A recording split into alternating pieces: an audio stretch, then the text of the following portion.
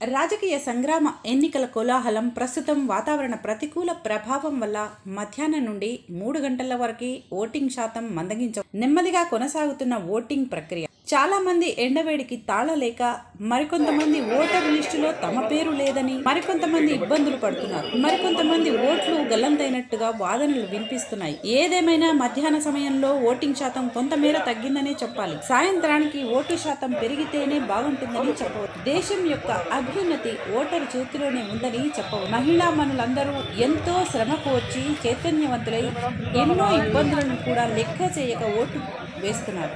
అన్ని ప్రాంతాల వారు తమ ఓటు హక్కును వినియోగించుకుంటున్నారు. మహిళా ఓటర్లు చైతన్యంతో ఎన్నికలు మరింత కలకలలాడుతున్నట్టుగా అనిపిస్తుంది. అయితే ఆంధ్ర ప్రాంతంలో ఓటింగ్ శాతం కొంచెం తగ్గినట్టుగా కనబడుతుంది. పర్వాలేదు, సాయంకాలానికి పుంజుకుంటుందని చెప్పవచ్చు.